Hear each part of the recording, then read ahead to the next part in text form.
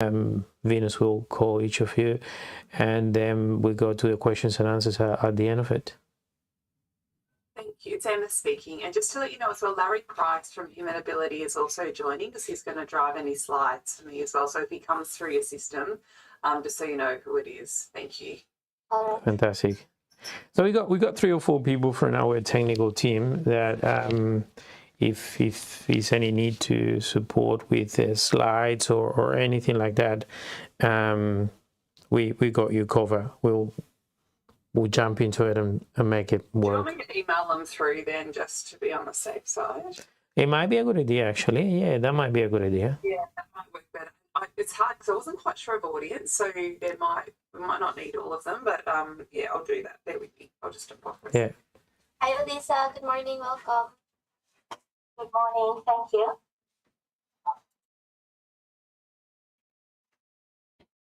Just very quickly, I'd like to say, so first, the first one to go after Javier's introduction would be Lisa, because we alphabetized it. So Lisa, and then Emma, Stephen, and then Lisa Lillis again from Skills Equipped, and then Diana. Sorry, can I just ask, who should I forward the email to? What's the email address? Yeah, Emma, if you should have my email. It's Venus@Insources. So would you mind just saying that? Would you mind spelling that out for me? Yep, Venus is in the second planet from the sun. Yep. And then Insources. I cannot hear. I can hear. I put it here in the chat area. Oh, thank you. That would be great. Thank Um, don't use scene 1 and scene 2. You need scene 3 and filler. Not touching anything.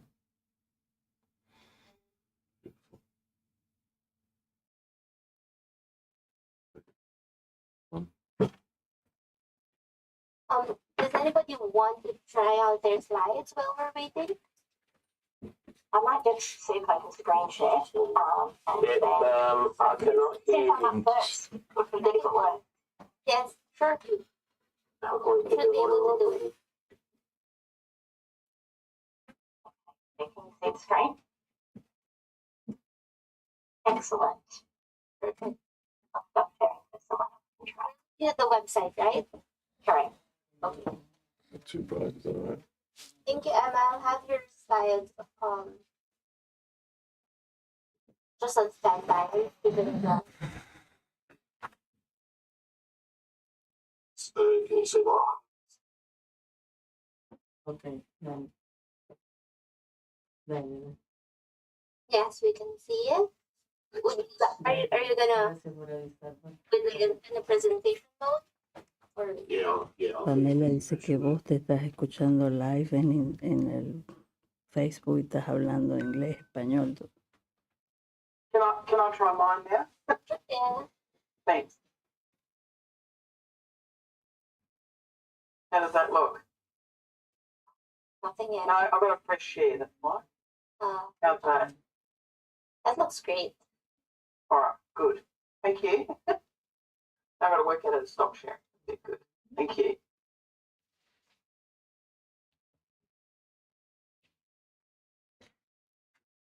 Okay, I think we're ready to go live. All right. Are we? Should we start accepting everybody? Give me a moment. I'm just gonna pin everyone who I cannot hear. put the pin on everybody here.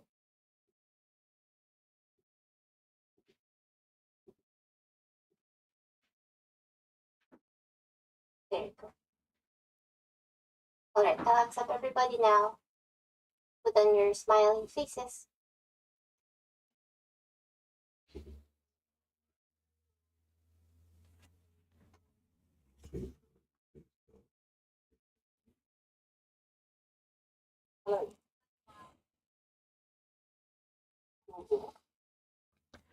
Yeah, Lisa, we can hear you. I think we're just letting people get into a room, and we'll be ready to start pretty soon. Good morning. Welcome. Good morning.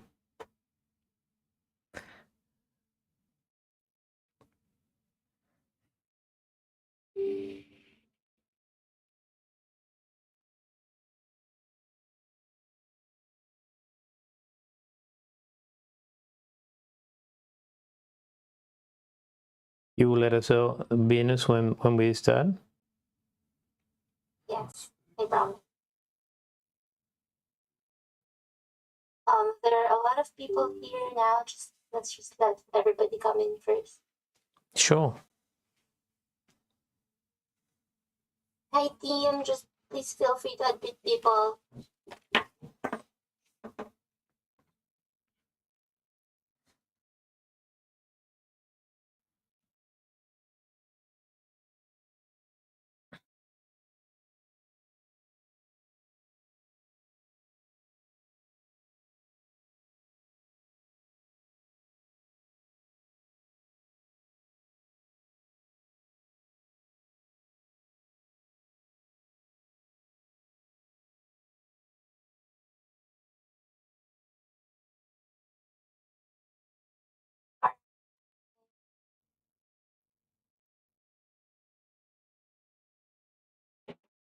Look at the chats for the social media.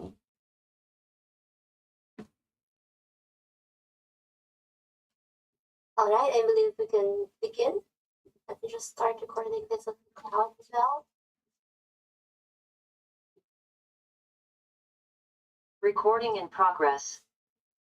Good morning, everybody. Welcome to the last day of the RTO Compliance Week. I cannot hear. Good. Let's start with Javier to give us an idea of what we're in for today. Yeah, thank you, Venus. And well, firstly, thank you all the panelists from the Job and Skill Councils, and thank you all of you that are connected directly in Zoom, and those of you that are actually connecting live through the different social media. Well, firstly, I would like to pay my respect to the Torres Strait Island and Aboriginal people that are with us today. We are broadcasting from Sydney, Gadigal people, and I would like to pay my respect to the elders, past, present, and future, and extend that to any one from the Torres Strait Islander and Aboriginal with us today. It is a great opportunity. Throughout this week, we'll be talking about quality and compliance, and we understand that for the vet sector, there are two main columns that support our system. The operating guidelines that are around the standards, and there's a lot happening in that space. But the other important base of our system where we actually sit on is the content that we deliver that comes from training packages, that it gives us the freedom to deliver and to be responsive to industry needs, and in some cases it might even restrict what we're delivering. So it's such an important opportunity for all of us to get to know the new Job and Skill Councils being appointed this year, to get to know and from first hand how they're planning to work in the next year and after that, and to give them a warm welcome to our system, and even though most of them are familiar names and faces. And I think let's get into a great conversation that allows us to see how can we better interact with Job and Skill Councils, and how can we have the opportunity to share the intelligence about the system, to look at an efficient way to determine industry needs, and look at an efficient way to transform that into training packages, units of competency, skill sets, or anything else that will come up in the future as a part of the AQF that will give us the opportunity to be responsive to the industry. This is a platform that we want to encourage working together towards being more responsive to industry and to students' needs. So let's welcome the first panelist from the Job Skill Councils. Good morning, my name is Elisa Bale, and I'm from Future Skills Organisation. I've just came to share my screen, and today, instead of a PowerPoint presentation, I thought that I would share my screen that Can you switch off my screen? and there? this is a way that you can interact with us.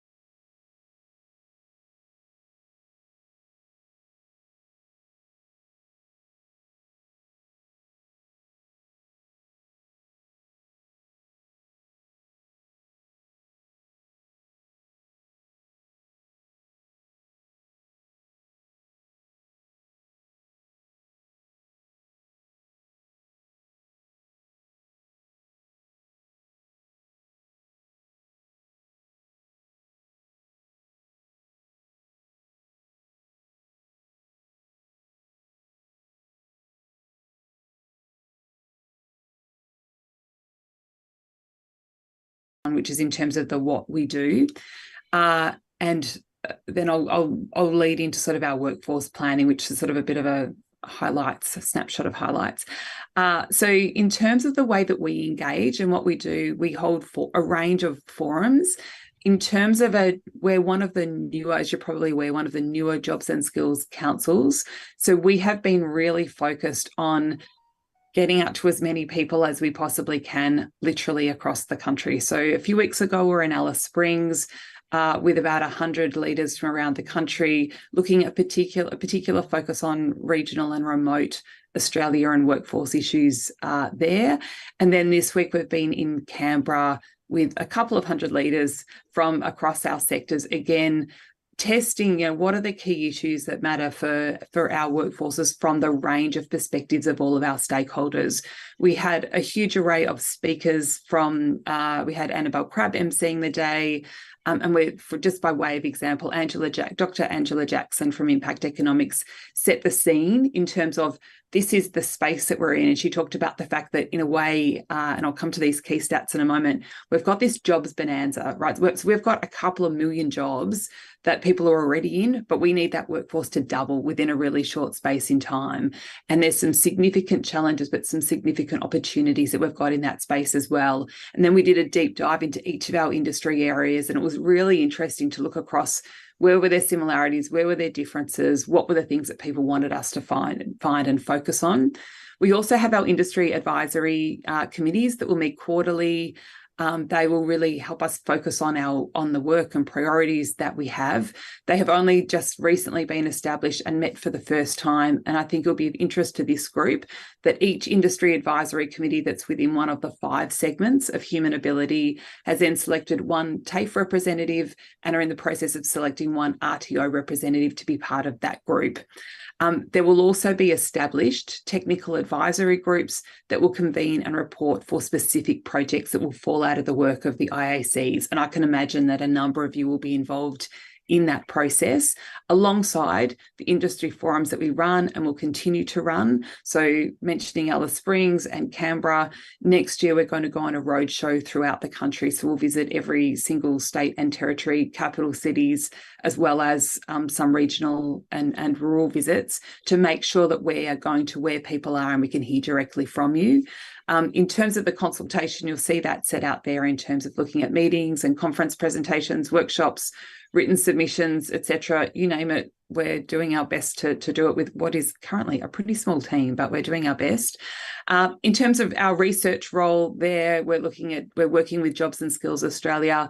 Of note to some of you, I suspect on this call will also be that Jobs and Skills Australia is currently conducting a workforce report that's specifically into the early childhood space.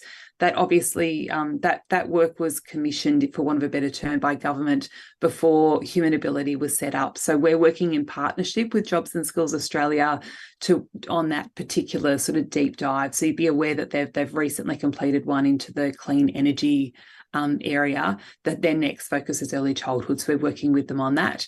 I think everything else is pretty much set out there, and then looking at what the outputs are. We'll jump to the next slides around key findings. I'll just quickly jump through these. Here's an overview in terms of the sector that we represent. It's huge, it's the biggest, it's growing faster than any other. It's probably the quickest summary I can give rather than jump through, and it's supplemented by volunteers. We might then jump to the next slide as well. In terms of looking at our key findings to date, from so far, thank you, female-dominated workforce, very limited professional development, low wages, casualised, often highly precarious, and huge issues around perception that work is unattractive. People often need multiple jobs to be able to keep things going, basically. And then I might jump into the next slide. If you can jump ahead a couple into key gaps in evidence.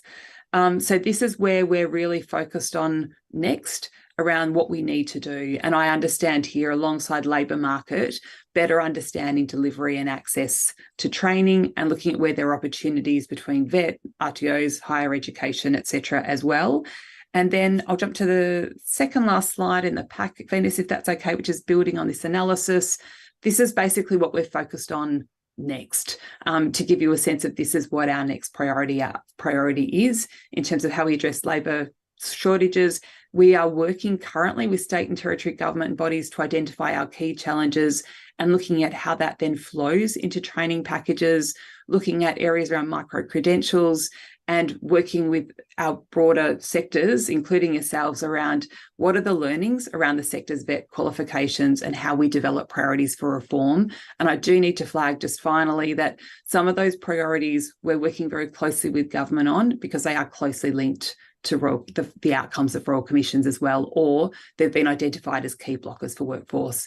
So that's it for me. Thank you very much for the opportunity to be with you today. Thanks. Thank you, Emma. I'm sorry for rushing you a bit there. Next, we have from Powering Skills Organization, Stephen Hall.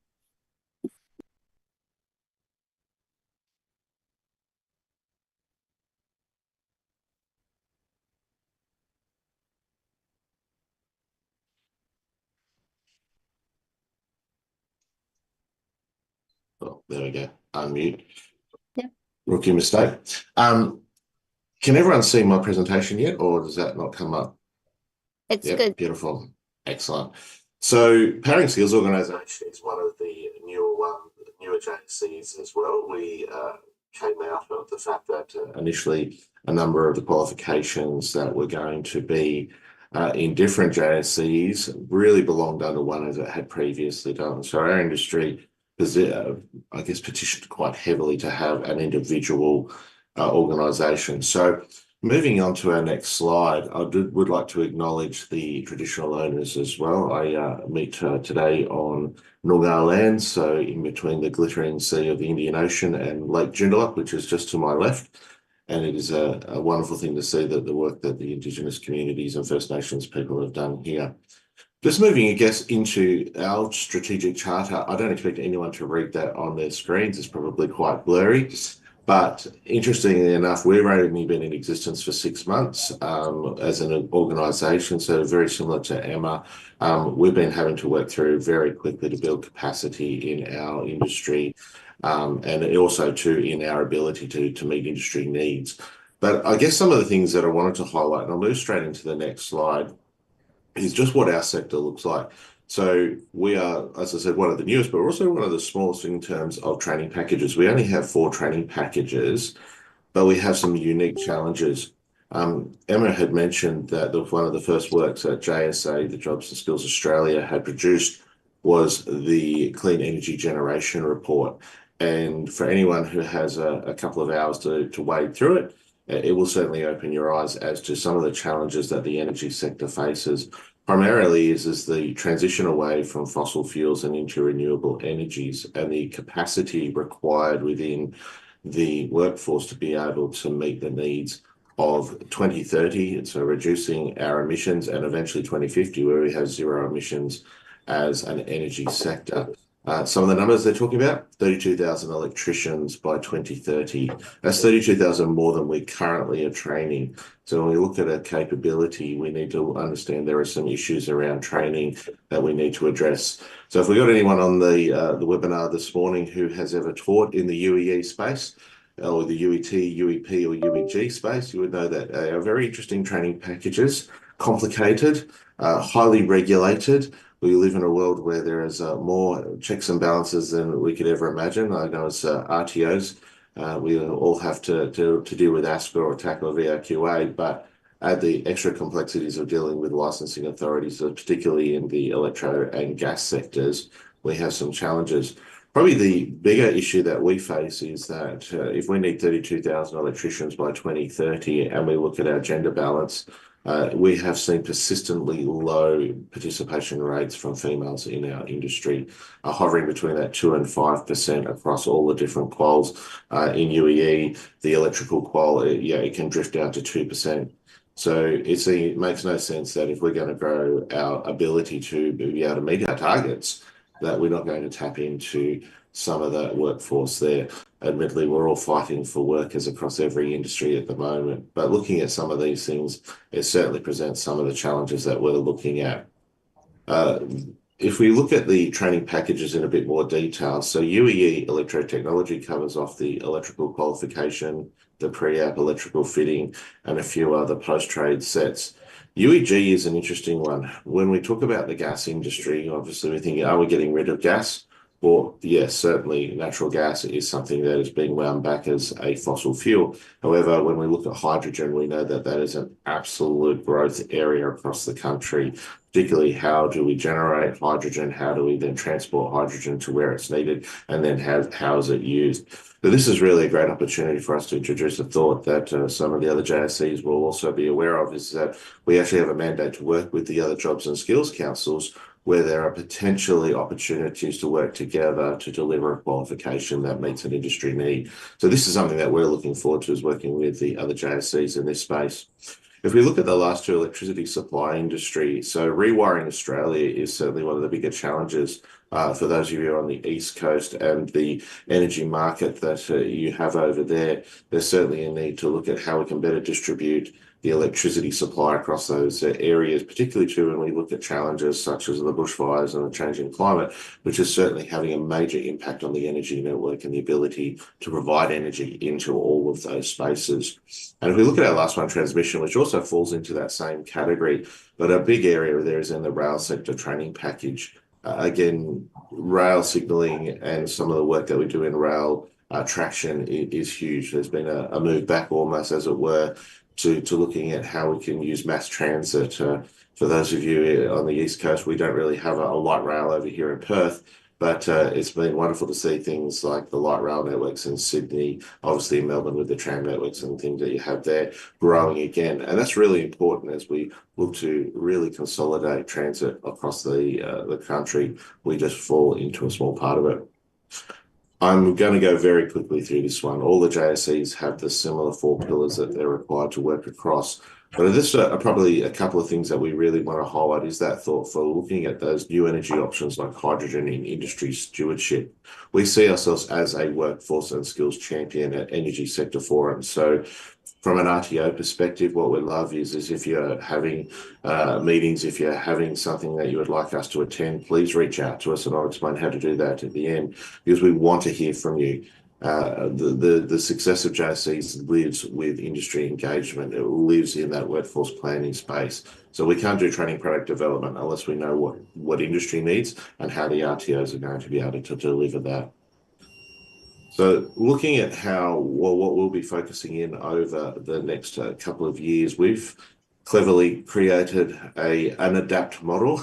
It worked out nicely that these are the focus areas that we're planning on. But some of the big ones on our focus area one is looking to articulate pathways to trades to attract more diverse groups. So not only did we mention trying to attract more women into the energy sector, but also First Nations and persons with a disability. There are plenty of opportunities in our industry sector to be able to help these ones, and also to looking at how we can involve these ones in transitioning away from fossil fuel into renewable energies. Focus area 2 is a big one, and I would imagine across the RTO world, this is something that most of you are facing at the moment, is trying to attract trainers. We have sort of the opposite problem to, I guess, Emma's area, in that the vast majority of our workers earn a ridiculous amount of money, and trying to attract trainers to leave that great money to come and work in the RTO TAFE system is very difficult. Nonetheless, we're never going to get to 32,000 electricians unless we develop an internal training force. And we do know that Jobs and Skills Australia and are also looking at that as part of their work. Now, focus area 3 is assessing the barriers to commencement and completion rates for energy trades. It's been no secret that governments have been looking at completion rates for particularly apprenticeships across all sectors, and we sit around that 65%, which is actually pretty good compared to some of the other trades. However, to think that for every 100 apprentices start, 40 odd don't complete is a worry, particularly as we're trying to build our capacity. Focus area 4 is a big one for us internally, and this will involve a lot of work because the training package in UEE particular has been a difficult one to manage for many years. Any RTO that has it on scope would be just shaking their fist at the sky and thinking, do something about this one, because it is certainly a difficult one, particularly around the idea of electives. We have only 3 electives used by 60% of all students in our area. So to think that we have 652 units of competency and only 3 units primarily being used as electives is a problem that we need to deal with. And a final area in focus area 5 is looking for ways that we can develop renewable training. There's certainly a few units of competency out there, and again, we'll be working with our JSCs to try and build and expand, I guess, an offering into those areas. So watch this space. So how can you be involved? Well, very similar to all of the JSCs, we've raised up some technical advisory groups. The idea is that these will meet every 2 months, and we'll sort of split them out so you can get more information on our website. We're also creating a strategic industry advisory body. Like many things in the electrotechnology sector, we love an acronym, and so SIAB is what we're calling them. But we're really looking for leaders, thought leaders, CEOs, people who are looking to how we can build capacity in our industry so they can inform the tags as to the sort of things that we want to see in the training products that we develop. We encourage all of our engaged people to become members. The members are important. We want them to understand they have a voice and say in how PSO is managed. While we are certainly government funded, we are an industry-owned association like many, or like all the JSCs. And finally, we're going to give you a lot more information. We felt the need to be transparent as one of our values. So we want to give as much information back as we can. So we're having a monthly insight meeting, and at those meetings, we'll be telling you what's happening with our tags and SIABs. So everyone is clearly in the picture as to where PSO is in our space. So thank you, everyone. That's the end of my presentation. Thank you, Steve. Wonderful. Next we have from Skills Equipped, Lisa Lillis. Yeah, thanks for that, Venus. I just feel like all my colleagues have covered everything. So thanks, everybody. And no, I'm just joking. So thank you for having us here today. I have my colleague with me, Aaron Hines, who will be assisting me with sharing the presentation we have today. We've taken a few slides out because I think it's just repetition. So firstly, my name is Lisa Lillis, Director of Stakeholder Engagement at Skills Equipped, and I welcome you here today from Gadigal land, paying my respects to elders past, present and emerging. As I said, I'd like to introduce Aaron Hines, our Director of Training Products and Projects, who will be on the line to take any questions. Like the rest, we are one of 10 newly established Jobs and Skills Councils. We are not-for-profit and federally funded by DUA. Like I said, I won't go through what a JSA is, but what Skills Equipped is, okay, there's our slide. Thanks, Aaron. Skills Equipped is responsible for 5 sectors. We're responsible for the arts, personal services, retail, tourism, and hospitality services. So it's quite a big remit. And basically, over the last 3 months, which we've been in operation 4 months, we've had a number of stakeholder engagement, roundtables, etc., deep dives, meetings, and the cross themes that are coming through are basically these 5 Constitution Avenue. That these 5 industries, just like the rest, were very heavily affected by COVID. And what's come out of it is career pathways seems to be one of the main issues. Basically, there's not enough mid-management roles, apprenticeship and traineeship completion rates, attraction and retention across the 5 industries is definitely an issue because a lot of people don't see it to be a stable environment, as it was quite affected during COVID. Remote and regional access to training is also an issue that has come to our attention, just like I'm sure the rest of the JCs. Visa and migration rules is something that is coming to the top of many issues. Foundational skills incorporating people with low LND skills is definitely something that doesn't allow people to gain those qualifications from, let's say, Cert 2 and Cert 3 onwards, and the need for micro-credentials. And there's many more, but I'm just tapping into some of the kind of the high-level cross themes. As mentioned by my colleagues before, the Skills and Training Minister, Brendan O'Connor, has been very clear with us as a JSC, across all the JSCs, that our purpose is to build collaborative relationships, systems, intelligence, and create robust workforce plans, which we have just created our initial workforce report that kind of gives us a bit of a scan of what's going on across all these 5 industries. And then start to understand how we need to deep dive further with employers, with RTOs, with the unions as a tripartite arrangement to then focus on what our key priorities are and dealing with the urgent skill and labour shortages nationally. So to do this, we need to work with you, and there's many ways that you can actually do that. And I just think on the screen, so there's our training packages on the screen that we will be working with, and that Aaron will be, he will have a team that will be basically looking at these, reviewing these packages and doing some stakeholder engagement in the future with yourselves and others to basically understand what changes are needed, what changes are not needed. And basically ensuring that the skill shortages that we're working towards are met, and that we basically develop whatever the micro credentials or short courses or full quals that we require. That is something that Aaron will look after. Aaron, I'll just get you to take the next page. I'm just going to, my slides and my talk are probably not in sync with each other right now, but I do have a few questions that Javier has sent me. So I'm just going to basically start talking to these questions. And one of the questions was, how will the JC support the vet sector and industry to identify and respond to workforce skills and needs? So as part of our ongoing workforce planning, we will utilise data and research which will provide us with the insights which can then be tested and engage in deep consultation across our industries and the vet sector, as I mentioned. This will assist us in identifying skills and labour challenges within our sectors and highlight potential products and projects that can be developed to respond to current and emerging skills needs. We will then engage with you via industry stakeholder forums, stakeholder roundtable workshops, one-on-one deep dive discussions, and other events that will start to take form. They already have started to take form, but there will be more of them into 2024. You can basically connect with us on our webpage. So I think one of our, in the next coming slides, you'll see how you can connect with us. How will the JSC support effective training development or product development? Who will be involved in the training product development, and can RTOs participate?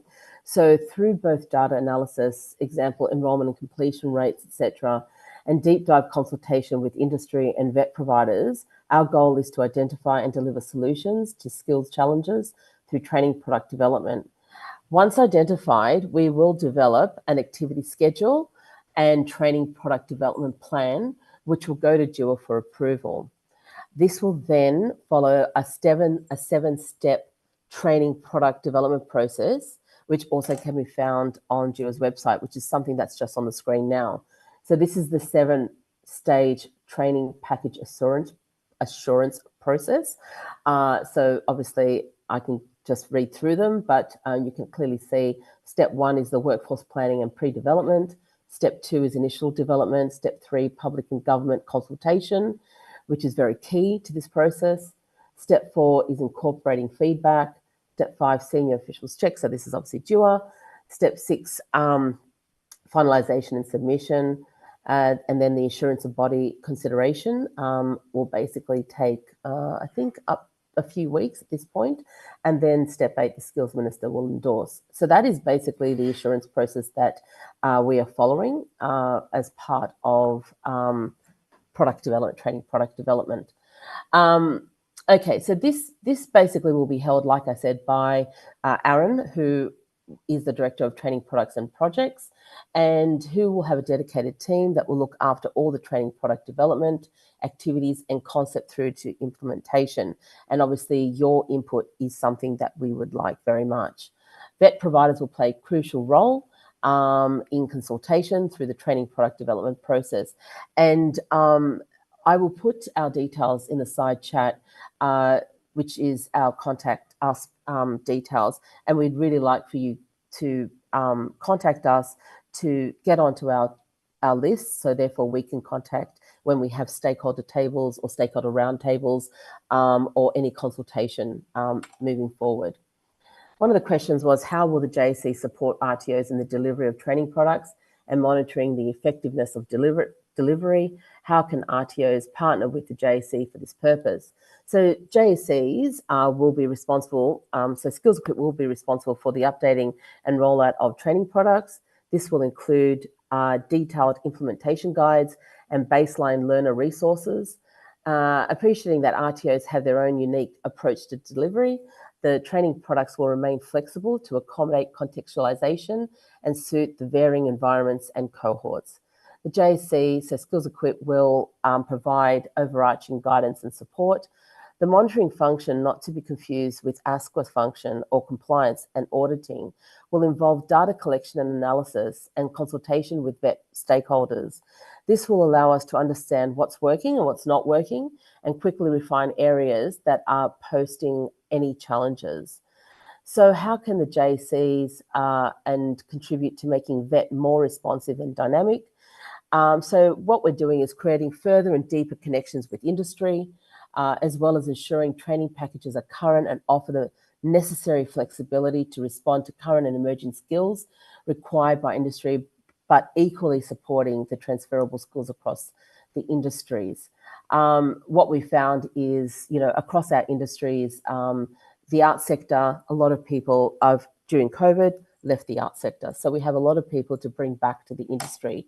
Again, the retail sector, is basically one that many that we've talked to from stakeholders don't look at it as a career pathway. This is something we need to improve our attraction and retention.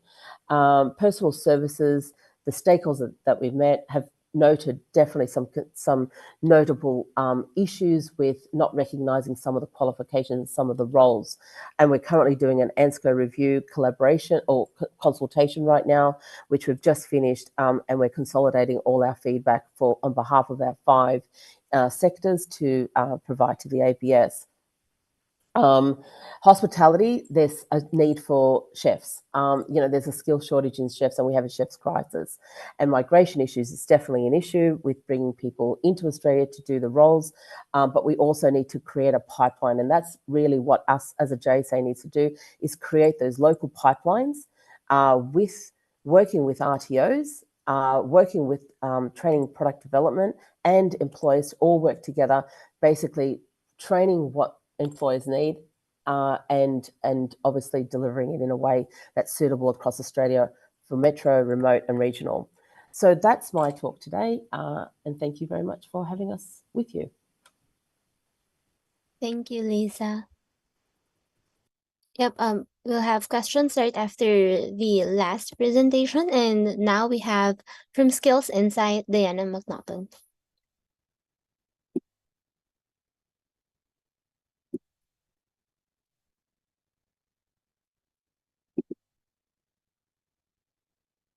Hold on, Diana, you're still on mute. Yep, I was just trying to work out. I'm used to Teams, I guess.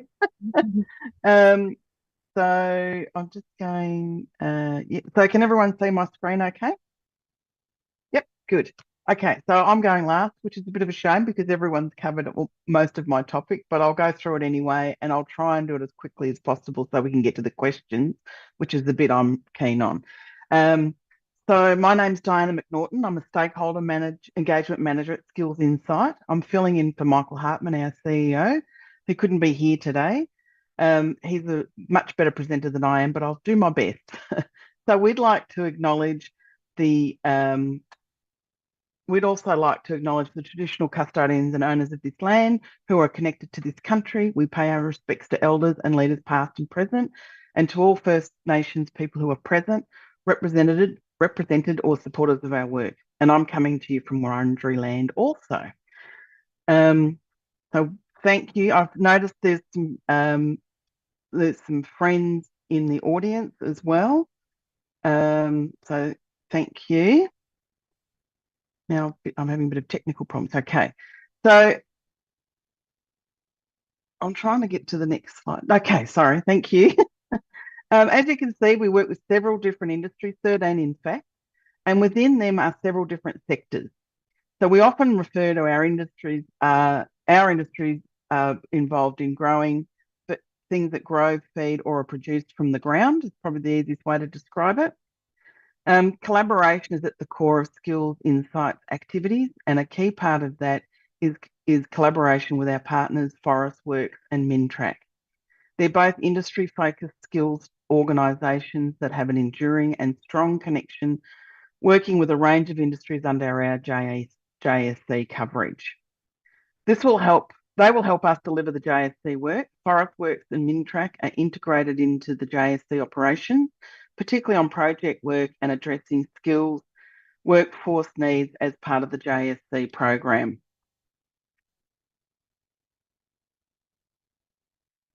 How will the JSC support the vet sector and industry to identify and respond to workforce needs? Sorry? Identifying what the workforce challenges are through stakeholder engagement, surveys, workshops, roundtable discussions. Our workforce plan will identify these needs, be submitted to the government to suggest possible pilots to identify solutions. Supporting the voice of industry. We want to support all industry stakeholders with an informed voice. We listen to all sectors of an industry, big and small. By interacting with all parts of the skills system, we can better support our industries who provide essential skills and services to our broader economy. And if it doesn't work for industries, it doesn't work for RTOs. So how can you be involved? Just like the other JSCs, becoming a member of Skills Insight is a great start. And us as a JSC will be participating in existing RTO networks, which will allow us as the JSC to monitor the effectiveness of delivery, challenges around viability, and how you can participate in our specific parts of our work. Through our projects, we will be consulting RTOs for your input, especially around viability. We engage with training providers to understand barriers to training delivery as well as opportunities. We look for successes that work, not just the barriers.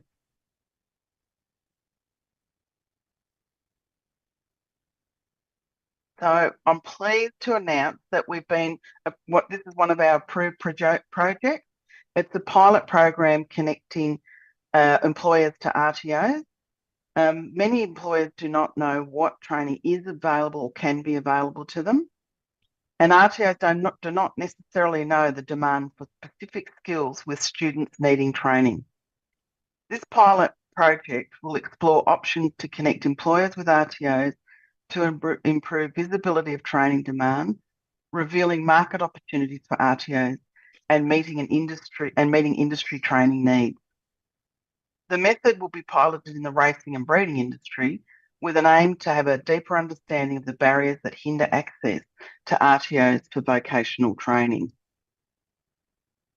Through collation of views of expert stakeholders, it's hoped that we will have comprehensive information to support informed decisions on how to address identified barriers, practical recommendations and strategies aimed at eliminating or mitigating the identified barriers, and improving access to RTOs.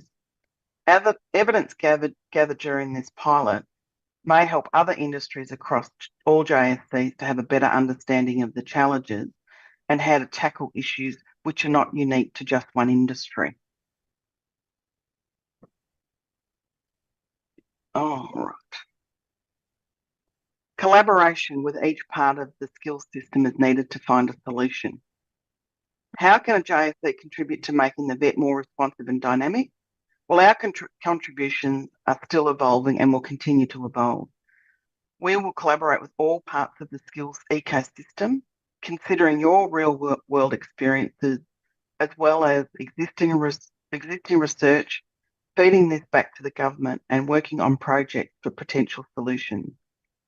Our pilot project solutions may contribute to future collaboration of all parts of the systems, showcasing what could be possible. And our workforce plan. The workforce plan details the intelligence gathered through our research and engagement and is distributed to our networks, including members and their networks, and is published and to the public on our website. It will aim to provide updates through. We will aim to provide updates through existing RTO networks and alert them when we're looking for their contribution. As mentioned by other presenters here, the program is based on each JSC developing a workforce plan through research and consultation with stakeholders. The government will review this key document annually. It describes the workforce challenges and opportunities across the industries we work with and proposes appropriate strategies and advice to address these challenges. We want to hear from you about where these challenges in your training delivery, your industries and workforces. We're also interested in what's working and what is good for our workforce development and training. We don't want to disturb anything that's working well. As this is our first edition of the annual JSC product, it's still in early stages of its evolution. We expect the 2024 edition to be more comprehensive, and your feedback is vital to its success as a guiding document for JSCs.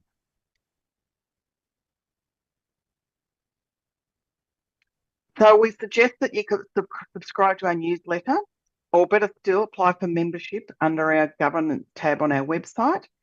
And we look forward to working with you in the future. Thank you for listening.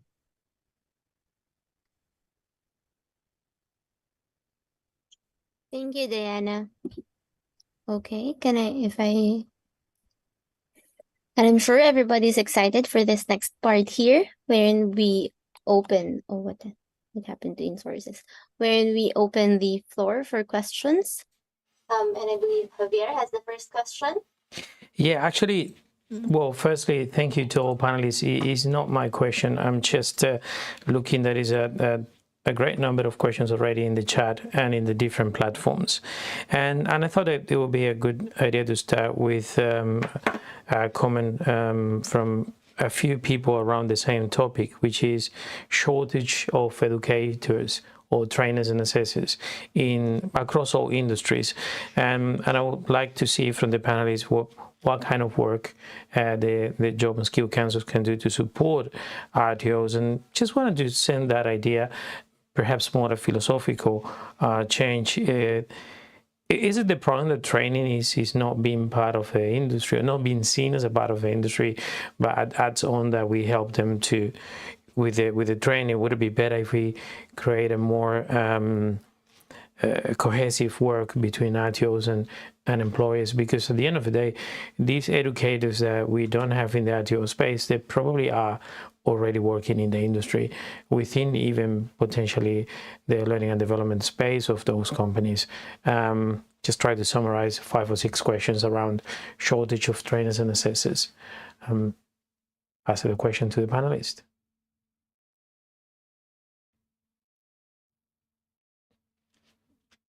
I'm happy to jump in here.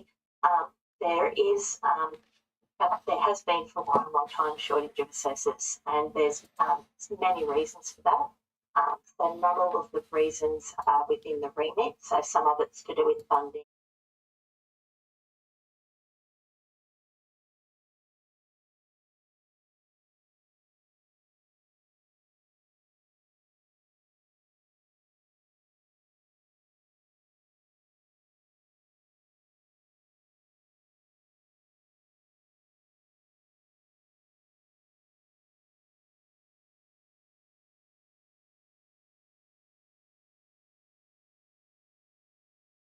Trainers, and the employers definitely need to have the training done. So I think we need to bring those together. I might just jump in there and thanks, Lisa. That's great. It is right. You're right. The industry and RTOs do need to come together with some of our industries, which are high cost, high equipment, live equipment, being horses, that it's not always possible for students to be able to learn all that they need in a classroom. and it's not possible for the RTOs to have all the equipment and all those high cost facilities within their facilities. And then there's that viability issue around sending trainers out to industry to conduct training or assessment. So with the RTO project that we're about to, the employers connecting to RTOs, that will definitely be something that needs to be explored, and how industry can partner up with RTOs to be involved in the delivery. And that may be providing a skill set to an industry employee to be able to help with the delivery of the training that's much needed. It's Emma speaking as well. I'm just not sure who can see. I just wanted to jump in on a couple of other things, because I would agree in terms of particularly the TAE qual has been a huge issue, which again, I suspect I'm preaching to the converted around the shortage of assessors, etc. And it's something that was raised over the last few days. The other thing, I think it plays out differently in each industry, but the issue of placements is huge as well in terms of being able to find placements for people. But the other component of it is, which I know particularly impacts on the human ability workspace and not as across the others, but looking at the number of hours that people need to spend in placement is having a huge impact on people who are often otherwise, have some form of paid employment or part-time employment. They have to often travel great distances to be able to undertake their placements, which has huge impact on basically their financial capacity to be able to pay their bills as well, because they're giving up often paid work to undertake their unpaid placements. And we're hearing of students sleeping in cars if they've got one in the first place, those sorts of things as well, which is pretty horrific. So it's around, I think there's a broader issue around that viability when it comes to training. And we're also hearing stories of some employers pulling out of giving placements to students as well, for a whole raft of different reasons. So we know we've got real issues there, and I suspect there are many of you on this call who are really feeling some of the pressures in that space as well. So I just wanted to call that out. Thank you. Thank you, Emma. I believe Steve had something to say earlier. Yeah, it's echoing the same thoughts. I think there's really an opportunity for us to help educate industry as to their responsibility. All the JSCs are tripartite, so there's an industry voice on all of our boards. But to give you some idea, about 87% of an electrical apprenticeship is actually spent in the workforce out there on the tools. So when we look at the responsibility of an RTO to provide training, certainly there is that part of it. But compared with the entire traineeship or apprenticeship, there is a great responsibility placed on the industry, on the employer. So I think there's an opportunity for us to provide a bit of an education in that space, but equally too, look at how we can better utilise those work placements to ensure that there is some delivery and assessment going on in that space that obviously still meets the needs of ASPA and compliance, but gives it a little bit more responsibility back on the employers rather than just seeing apprentices and trainees as free or cheap labour. Thank you, Steve. Yes, Aaron? Just on behalf of Skills Equipped, I reiterate the points made by my colleagues, but also looking at sort of stressing that I think we need to look at better utilization of the skill set in order to sort of transition people from industry, and probably playing equally as good a role in promoting that we're going to promote as JSCs our industries, but also promoting training is that next step in career transition, and really showing the way that trainers can go from industry into the training room.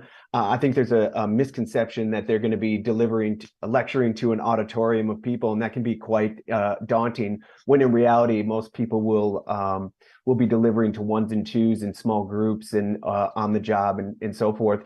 And equally looking at how we can better train employers and educate employers through mentoring, coaching, and so forth, as to how to keep the retention of apprentices and trainees once they are completing their program on the job. So there's a lot of work to be done, and there's a number of initiatives that we've sort of have sort of bubbling away in the background.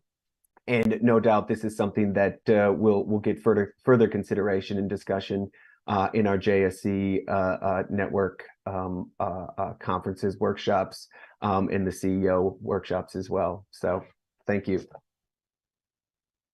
Thank you, Aaron. And now hold on. Okay. Now let me open the floor to questions from everybody. If you have a question, kindly use the raise hand button and then you will be called. You can also put your questions in the chat area. Once you raise your hand, you will be asked to unmute yourself.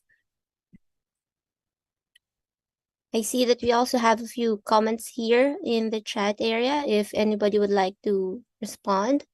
Oh, we do have a question here. Will Human Ability be releasing updates to the Certificate 4 in Aging support soon, and where can this information be tracked? Well, that was good timing because I just put a reply in there saying that Warren will be joining shortly, and he has literally just joined. So I am going to throw directly to Warren. Thanks, Warren.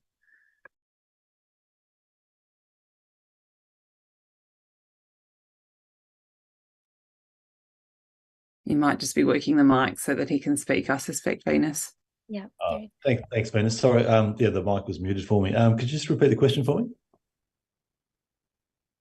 The question is, will Human Ability be releasing updates to the Certificate 4 in Aging support soon? And where can this information be tracked? We haven't set the timing for the updates to the qualifications yet. There's a number of qualifications that stakeholders and our Commonwealth partners in Department of Employment Workplace Relations have suggested need to be prioritised. So as we finalise our consultation processes, which part of which was this week in Canberra, we'll finalise those. We'll do another round of consultations in February, March next year. And from that, we'll have a clear understanding of what the timing of and priority for the various training package reviews will be. And we'll provide advice out to obviously everyone as part of our kind of updated work plan. And we'll make that information available on our website as well. And for those sectors that are directly affected, we'll be engaging with them directly, because as and when we do reviews and updates and develop new courses, we'll set up technical advisory committees who will be subject matter experts to guide the development of those reviews and updates. Thank you, Warren. Next, we have a question from Sylvia, which I believe Steve is happy to answer. The question is, what will be your approach to address changes or amendments to training packages? Thanks, Venus and Sylvia. We need to have a very organised approach. Industry engagement is at the core of this. We want to have an informed position before we make any changes, particularly around the implications that come from a minor change impacting multiple training packages. To give you an example, many RTOs deliver the rescue from a live panel qualification or unit competency, which was recently changed to include a prerequisite from the electrotechnology package. This turned essentially a 4 to 6 hour course into a 3-day course. This created a lot of havoc across many RTOs who are tooled up for this. So a small change can actually have a very large impact. And so we're going to be doing a lot more engagement around what are those impacts before we make any changes. And of course, there is a standard framework that all the JCs have to adhere to, like everything, another acronym, the TPOF. But ultimately, at the heart of that lives engagement. So going back and finding out from industry what's going to happen, but equally to the impact that it has on RTOs. Thank you, Steve. Would anybody else like to pitch in that, to add any insights?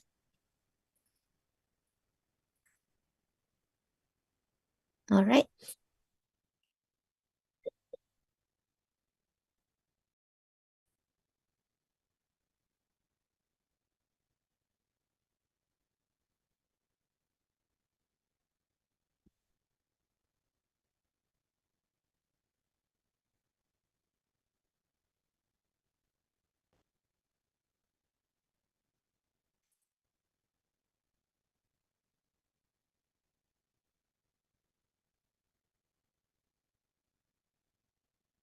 It's probably about all of us can answer that question, I suspect.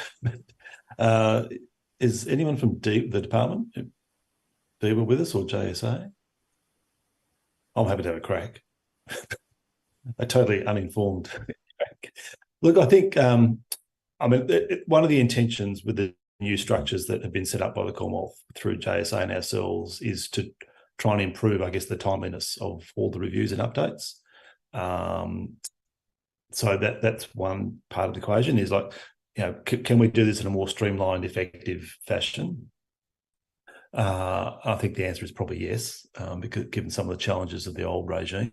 So this is an opportunity for the new structures to work hopefully differently, deliver better outcomes quicker. But in terms of timing of updates of packages, I think that's always a challenging one because notionally the timing for most package reviews is 5 years. That's in kind of in line with the current existing policy.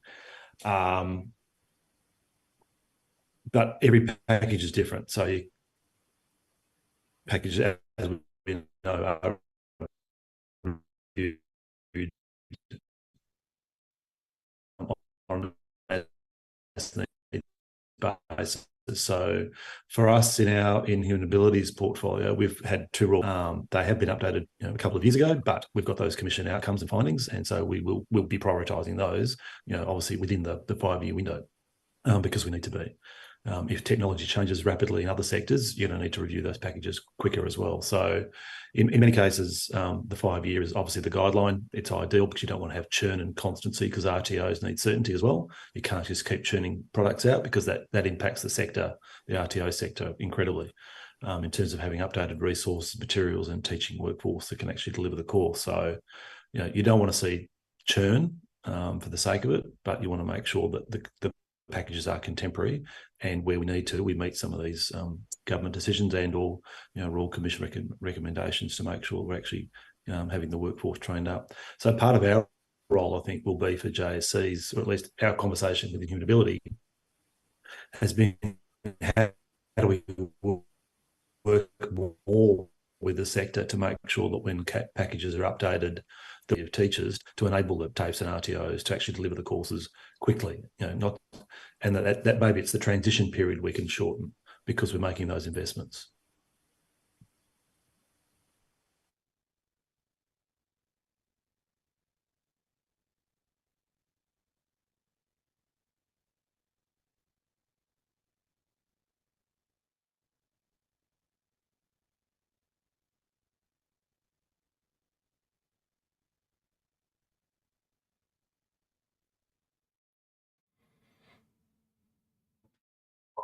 Probably jumping, the DEWA were very clear when they met with all of the JSC CEOs and general managers for the kick-off in Canberra a couple of months ago, that the training package have all been reviewed over the last couple of years. So our focus is not on changing training products in the first 12 months. It's around industry engagement and really gathering that industry intelligence. But equally too, there is an expectation that if there are some easy wins that have a low impact, then they do want us to look at those things. I noticed one of the questions in the chat was there going to be a reduction in units that overlap in content across quals? And the example is the workplace health and safety. They actually gave me a different example, but a similar one, which is communication, where nearly every training package has a comms unit in it at the different qual or the old skill levels. How many comms units do you actually need in an industry? Communication is a key skill, and certainly there's some element of contextualization that can occur, but ultimately, do we need to have as many units that have a share of commonality, 70, 80, 90% with another unit? They want us to look at that. And again, that's another opportunity for the JSCs to work cross sector to identify those and really change them up a bit.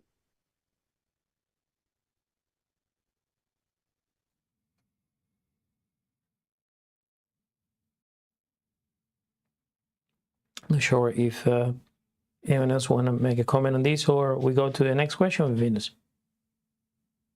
Yeah, so we have a comment here in the chat area actually from Dr. Janet Lawrence, and she's saying that The similar units are supposed to be customized to the specific course program and industry requirements such as WHS, diversity, infection control, communication, etc.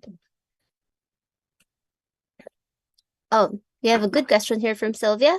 How will the JSC all work together? I could probably start off with that one.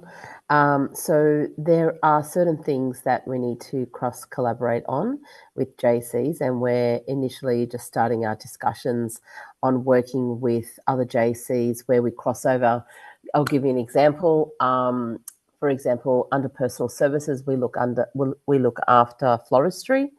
Now, floristry through stakeholder engagement has told us that it's moving forward. There's a lot of florists that don't set up bricks and mortar. They set up online companies and obviously have that e-commerce component to their business.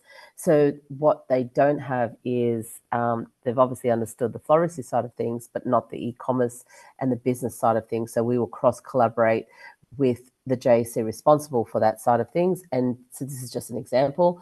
So therefore we can actually consult with each other how we can put something together that is best for florists moving forward going into the industry if they're not setting up a bricks and mortar type of business. But even though they might be doing that, they're still an online business as well. So that's kind of an understanding. And there's other projects that we have started to target with other JSCs, and I'm sure they have the same kind of stories as I do. So that's just from my point of view. Thanks, Lisa. And it's Emma speaking from Human Ability. I might just jump in as well. So by way of very practical example, the JSCs met in person last week in Hobart. So the CEOs had a day. We brought all of our team, or a number of our teams together at the exec level for the following day. So we were sharing different ideas on what we're doing around different industry engagement, around training and the discussions that we're having as well, but also, as Lisa's just pointed out, looking at where there's opportunity for joint projects. And so Future Skills Organisation was sharing some ideas around some work that they're doing. So that's very active and underway. And I think it's a really exciting opportunity for the JSCs, saying, as someone who's quite new to this space and a newer JSC, looking at that really, the cross collaboration, and look, there's a real appetite to sort of share what each of us is learning and ideas, but very much looking at where there's an opportunity for joint projects and joint sharing of knowledge and expertise as well. Thank you. Probably, if I could just jump into the JSC model is very different to previous ISCs, SSOs. We're not trying to outbid each other for activity funding now. We all have our own activity funding pool, commensurate with the number of qualifications that we have on scope. So that's a really great thing to foster a collaborative approach amongst the JSCs. Certainly, anytime that we're all together, it's great to be able to share thoughts, and that synergy is already starting to happen. So, I think it's probably the most positive thing I've seen in the training package development space in the last 15 years. So, I would genuinely hope that as RTOs, you're happy to engage with all of the relevant JSCs, because we're here to try and make it work, and we're all desperately going to make it work. So, please engage with us. That's great to hear.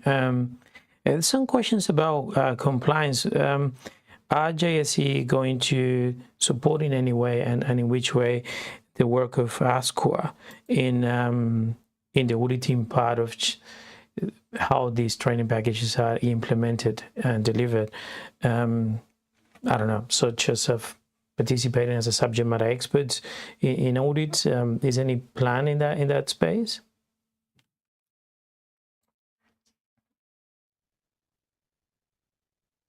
Really great plan on it. But I do think it does provide all the JSCs an opportunity to really work on their companion volumes and provide some genuine guidance in that space. From my personal experience so far, dealing with ASQA as a JSC, they've been very, very helpful and very engaged. I know that's not always the experience everyone has with ASQA, But in all honesty, they've been very good with us, and equally to engaging with the other two regulators, INTAC and VRQA. So there's potential there, I think, to be able to provide some of that guidance around what the intent of training products are. Certainly to help auditors, and it's something I know at PSO we're planning to do that, because there's been some issues with some of the wording and some of the interpretation of the wording in some of the training packages. So certainly I can see that there is opportunity for the JSCs to be involved with ASQA in terms of auditing. Yeah, maybe if I can, so it's Warren Humility, just add to Steve's comments. We've already had a couple of conversations with ASQA around implementation issues around packages, and seeking encouraging conversations around teach out periods and extensions, and as part of those conversations, I think we've recognised there is the opportunity to work a little bit more closely together. So we'll, and ASQA was very open to that. So I think as Steve was saying, there is a willingness and already to have an open dialogue, and we'd be keen to progress that more broadly, and particularly to get feedback from ASQA where, from a regulatory perspective,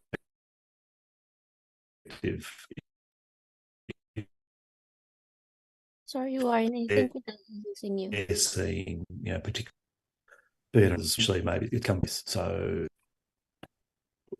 sorry, just losing me. I'm just saying, and from our dialogue with ASQA, maybe there is maybe issues emerge around compliance regimes with some of the packages. So we're keen to understand what those issues are that they're seeing. Maybe it's an individual RTO or it's a package issue that we can then take back into our review processes, or work with the sector to improve their ability to comply with the requirements. Thanks. Thank you, Warren. And also for everybody following us on streaming in social media, we have a comment here in the chat area saying ASQA's role is to ensure that providers are ready to deliver or are delivering training and assessment that meets training package requirements, including managing the scope of registration of regulated providers. ASQA regulates courses and training providers to ensure nationally approved quality standards are met. Okay.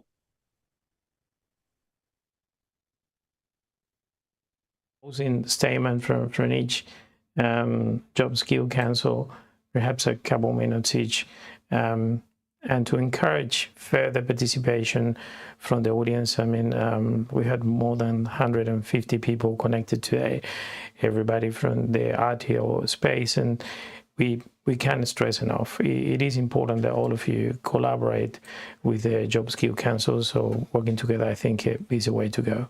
So a closing statement will be welcome.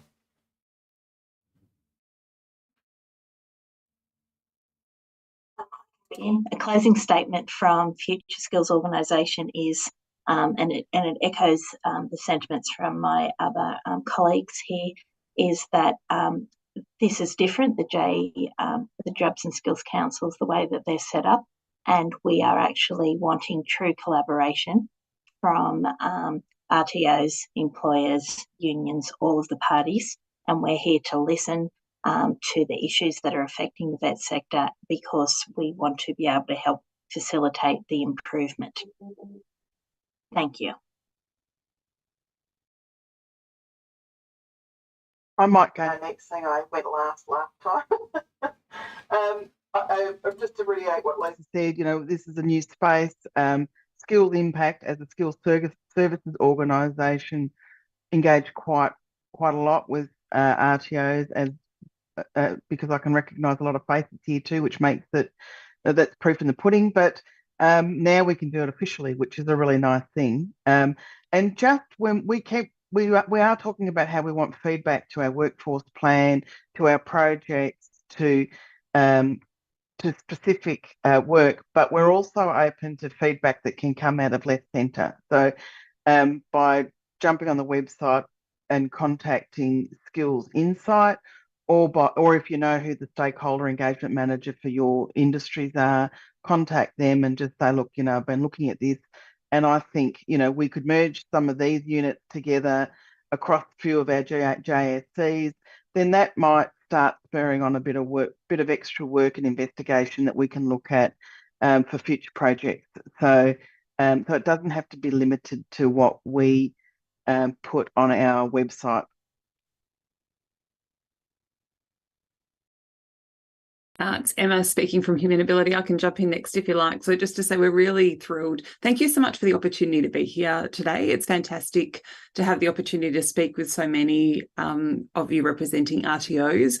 As you heard before, Warren Hill from Humanability is online, as is Larry Price, who you haven't heard from this morning. Larry just started with us a couple of weeks ago.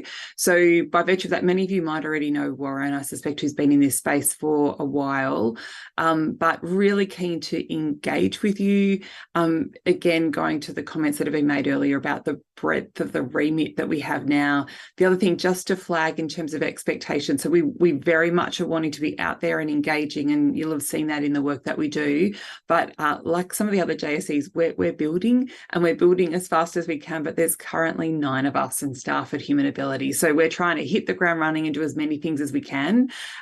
Please do make contact with us, but just be mindful we are building and building as quickly as we can, because we're keen to be as incredibly effective as we can at the same time. So really excited to be working with you and very much looking forward to further engagement with you. Thanks. I think, Emma, you captured it beautifully. The term that keeps getting bandied around is we're building the plane as we're flying it. We're a team of 15. And so it's been an exciting run, but I think too, understanding that our role is to engage as much as we possibly can around the country. So you'll see a lot of us. I guess the frequent flyer points and airport lounges are going to be littered with JSE staff as we move around the country to engage. But it's not just to travel; it is to really get the real stories, and not just in the capital cities. We are going into the regions. Nearly all of us are going to be at Alice Springs at some point in the first 6 months of the year. So, but there's a reason for that, because we want to hear the voices of industry across all industry sectors. We want to hear from the priority cohorts, particularly First Nations people, persons with a disability, and particularly too for women who may not be in traditional trades, but equally too for the men who aren't in traditionally female-dominated trades. We saw the issues that some of the industries have where it's primarily female and trying to attract males in. So we want to hear from you. So if we're in town, please come and see us, come meet with us, and please use all our websites. All our websites are set up in a similar way for you to be able to easily engage with us. And we look forward to working with you. Thank you, Steve. I think Lisa was trying to say, oh, sorry, we cannot hear you. There's no sound.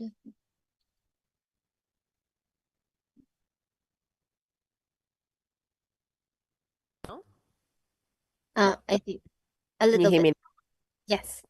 Okay, you can hear me. Okay, look, thank you for having us here today. Just like my colleagues have said, this is a collaborative model, and we want to work with you all. We really would love you to reach out to us if we don't reach out to you first. We put the details, I think you can see them in the chat on how to connect with us. For us, it's meeting with RTOs and other training organisations.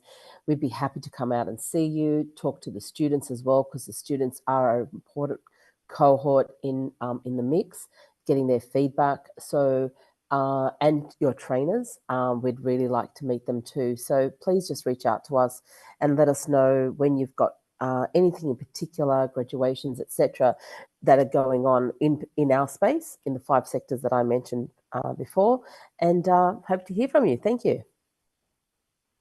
Thank you very much.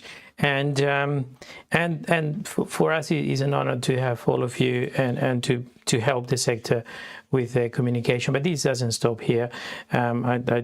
I wanted to also tell everybody that all Job and Skill Council, sorry to put you on the spot now, will be with us in March in the Tertiary and VET conference in Sydney, and had an opportunity there to talk face to face with all the, not only RTOs, universities and trainers, professors, industry and students, in order to keep moving on with keeping the communication with everybody involved in the sector. But I believe that our business development management have a message for everybody specifically about that conference. And again, thank you to everybody. So we put the microphone to Nick. If you are somewhere here. Everyone, Nick here from the Insources team. Look, just to echo Javier's point, I'd like to really thank everyone who's joined in today. I mean, it's great to see that we've got over 100 people that have joined in here, and to our JSCs for taking out the time to share your insights and your visions. It's really great. To continue the conversation and on the note of bringing the industry together is the event that we've organized in March next year.